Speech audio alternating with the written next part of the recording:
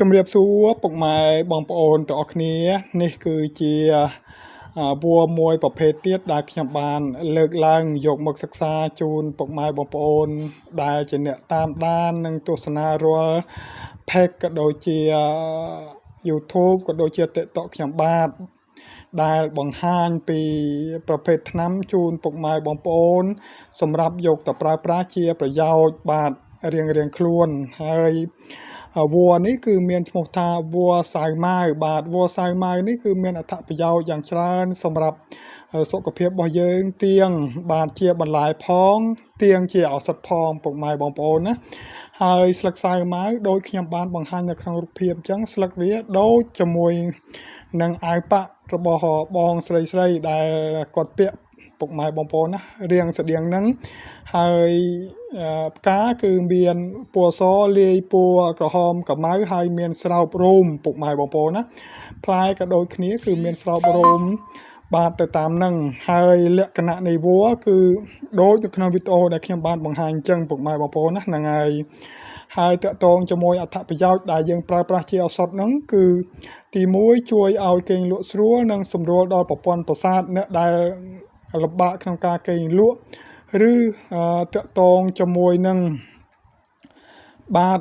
ជំងឺថប់អារម្មណ៍ជំងឺតានតឹង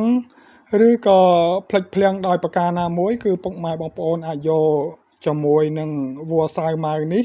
ទៅស្ងោរហូបបានពុកម៉ែបងប្អូនណាប៉ុន្តែពុកម៉ែបងប្អូនត្រូវប្រើរយៈពេលយូរមិនមែនប្រើរយៈពេលខ្លីទេមិនមែនតែដាំតែ2-3ថ្ងៃហូបទៅមិនជាពុកម៉ែបងប្អូនឈប់ដាំទេពុកម៉ែបងប្អូនអាចប្រើពីកន្លះខែទៅ1ខែឬក៏ទៅ3ខែពុកម៉ែបងប្អូនណាទៅតាមសភាពជំងឺរបស់ពុកម៉ែបងប្អូនហើយ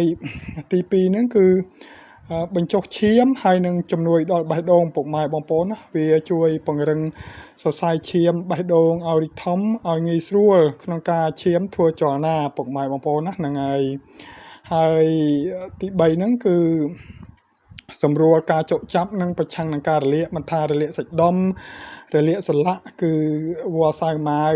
ព្រៃនេះទាំងរឹសទាំងវ៉ាហ្នឹងគឺជួយពុកម៉ែបងប្អូនសម្រួលបានច្រើនពុកម៉ែបងប្អូនណាហើយ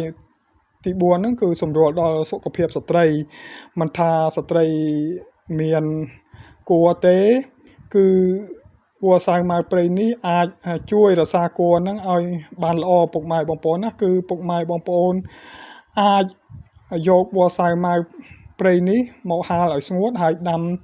ឲ្យបងស្រីដែលមានគួរហូបបានពុកម៉ែបងប្អូនហើយមួយទៀតព្យាបាលជាមួយនឹងស្ត្រីដែលមានបញ្ហាធ្លាក់សឬក៏ដោះស្រាយបញ្ហា